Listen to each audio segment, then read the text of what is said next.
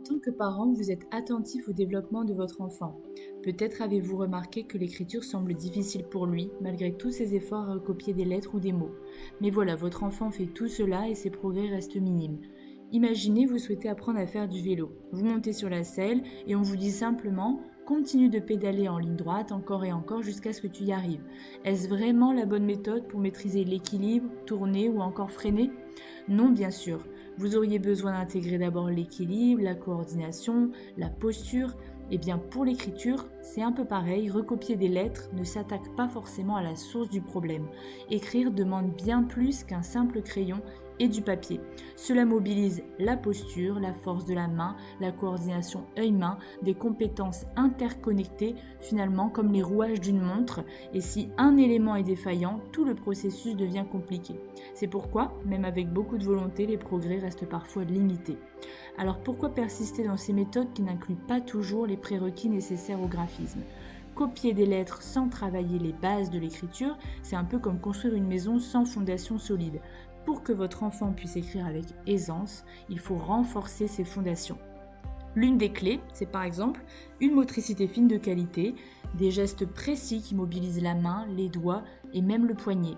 Une motricité fine fragile peut rendre la prise du crayon maladroite, provoquer une fatigue rapidement ou alors produire une écriture illisible.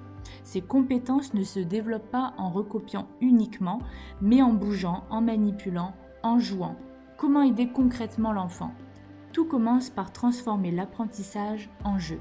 Il ne s'agit pas de poser votre enfant devant une feuille, mais de stimuler chaque prérequis au graphisme de façon ludique.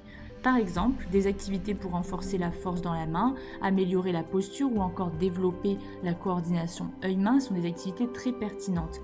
Imaginez une course où chaque étape est un jeu. L'enfant progresse sans s'en rendre compte, à son rythme, et chaque activité prépare son corps et son esprit à l'écriture, en douceur et sans pression.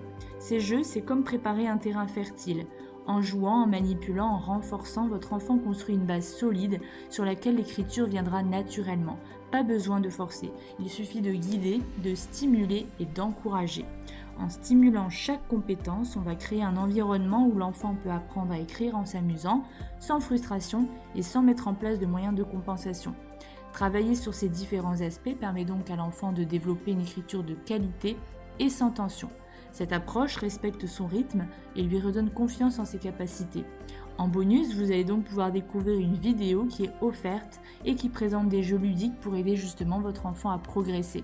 Ces activités simples renforcent la motricité fine entre autres et lui permettent notamment de retrouver le plaisir d'écrire. Le lien pour accéder à ce contenu se trouve en description. Inscrivez-vous dès maintenant pour transformer l'écriture en un moment agréable et efficace.